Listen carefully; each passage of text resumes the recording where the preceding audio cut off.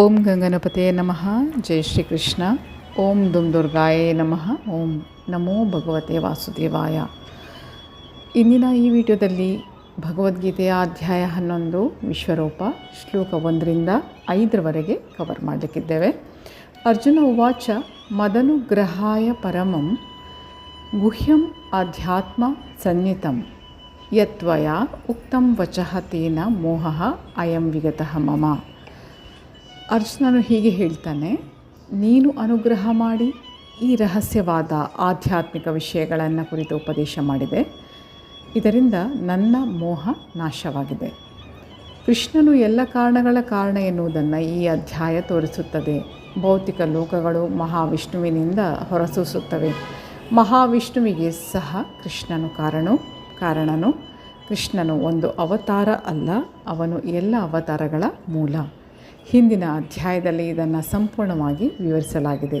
ಈಗ ಅರ್ಜುನನ ಮಟ್ಟಿಗೆ ಅವನು ತನ್ನ ಮೋಹ ಕೊನೆಗೊಂಡಿತು ಎಂದು ಹೇಳುತ್ತಾನೆ.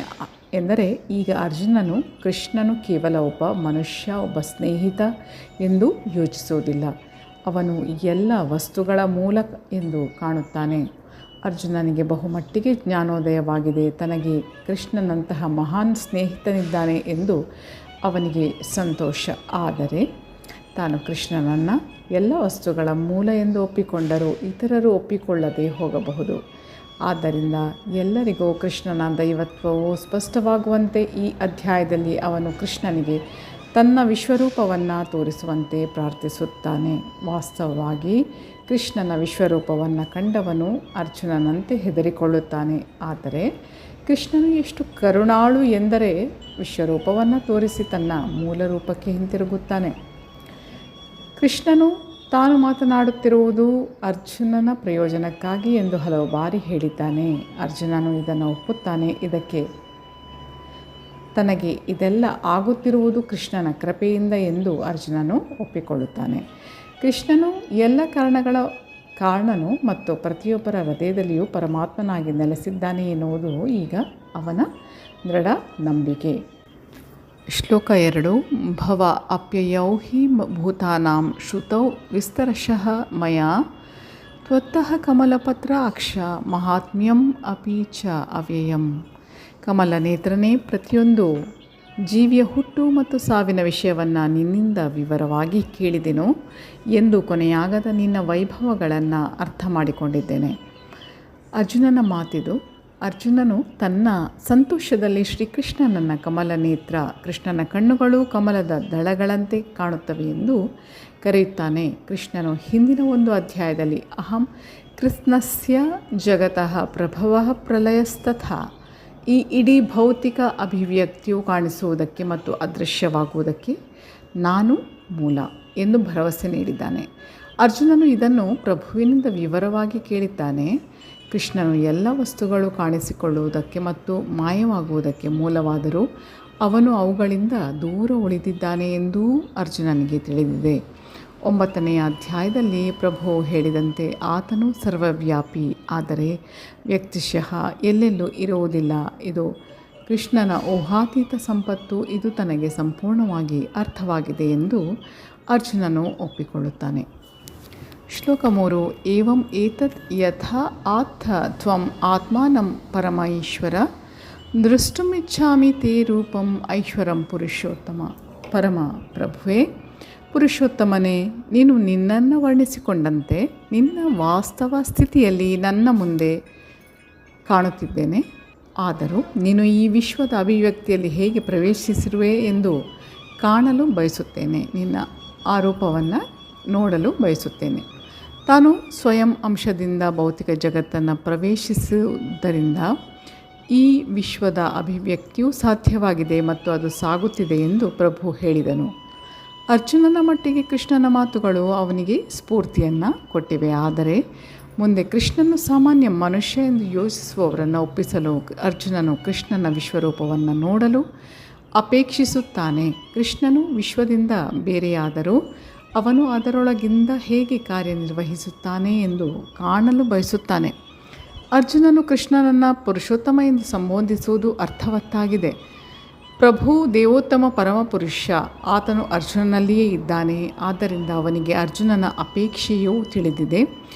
ಅರ್ಜುನನಿಗೆ ಕೃಷ್ಣನನ್ನು ಅವನ ಕೃಷ್ಣ ರೂಪದಲ್ಲಿ ಕಾಣುವುದರಲ್ಲಿಯೇ ಸಂಪೂರ್ಣ ತೃಪ್ತಿ ಇದೆ. ಆದ್ದರಿಂದ ಆತನ ವಿಶ್ವರೂಪವನ್ನು ನೋಡಲು ವಿಶೇಷವಾದ ಆಸೆ ಇಲ್ಲ. ಇದನ್ನು ಕೃಷ್ಣನು ತಿಳಿಯಬಲ್ಲ.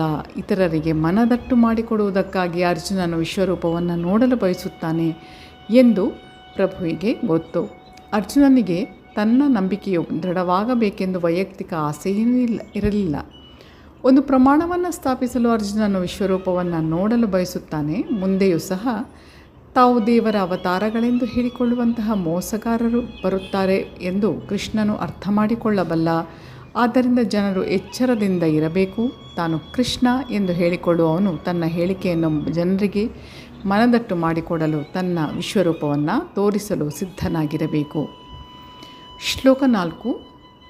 ಮನ್ಯಸೆ ಯದಿ ತತ್ ಶಕ್ಯಂ ಮಯಾ ದೃಷ್ಟುಂ ಇತಿ ಪ್ರಭೋ ಯೋಗ ಈಶ್ವರ ತತಃ ಮೇ ತ್ವಂ ದರ್ಶಯ ಆತ್ಮಾನಂ ಅವ್ಯಯಂ. ಓ ಪ್ರಭುವೇ, ಓ ಯೋಗೀಶ್ವರನೇ, ನಿನ್ನ ವಿಶ್ವರೂಪವನ್ನು ನಾನು ನೋಡಬಲ್ಲೆ ಎಂದು ನೀನು ಭಾವಿಸುವೆಯಾದರೆ ಆ ನಿನ್ನ ಅಪರಿಮಿತ ವಿಶ್ವರೂಪವನ್ನು ತೋರಿಸು. ಪರಮಪ್ರಭುವಾದ ಕೃಷ್ಣನನ್ನು ಐಹಿಕ ಇಂದ್ರಿಯಗಳಿಂದ ನೋಡಲು, ಕಾಣಲು, ಅರ್ಥ ಮಾಡಿಕೊಳ್ಳಲು ಸಾಧ್ಯ ಇಲ್ಲ ಎಂದು ಹೇಳಲಾಗಿದೆ. ಆದರೆ ಯಾರು ಪ್ರಾರಂಭದಿಂದಲೂ ಕೃಷ್ಣನ ಪ್ರೇಮಪೂರ್ವಕ ದಿವ್ಯ ಸೇವೆಯಲ್ಲಿ ನಿರತರಾಗಿರುತ್ತಾರೋ ಅವರಿಗೆ ಕೃಷ್ಣನು ತನ್ನನ್ನು ತೋರಿಸಿಕೊಳ್ಳುತ್ತಾನೆ. ಪ್ರತಿಯೊಂದು ಜೀವಿಯೂ ಒಂದು ಆಧ್ಯಾತ್ಮಿಕ ಕಿಡಿ ಮಾತ್ರ. ಆದ್ದರಿಂದ ಪರಮಪ್ರಭುವನ್ನು ನೋಡುವುದಾಗಲಿ ಅರ್ಥ ಮಾಡಿಕೊಳ್ಳುವುದಾಗಲಿ ಸಾಧ್ಯ ಇಲ್ಲ. ಭಕ್ತನಾದ ಅರ್ಜುನನು ತನ್ನ ಊಹಾಪೋಹಗಳ ಶಕ್ತಿಯನ್ನು ನೆಚ್ಚುವುದಿಲ್ಲ. ಅದರ ಬದಲು ಅವನು ಜೀವಿಯಾಗಿ ತನ್ನ ಮಿತಿಗಳನ್ನು ಒಪ್ಪಿಕೊಳ್ಳುತ್ತಾನೆ. ಕೃಷ್ಣನ ಸ್ಥಾನವು ಅಳತೆಗೆ ಮೀರಿದ್ದು ಇದನ್ನು ಅರ್ಜುನನು ಒಪ್ಪಿಕೊಳ್ಳುತ್ತಾನೆ. ಜೀವಿಗೆ ಅನಂತವನ್ನು ಅರ್ಥ ಮಾಡಿಕೊಳ್ಳುವುದು ಸಾಧ್ಯ ಇಲ್ಲ ಎಂದು ಅರ್ಜುನನು ತಿಳಿಯಬಲ್ಲ.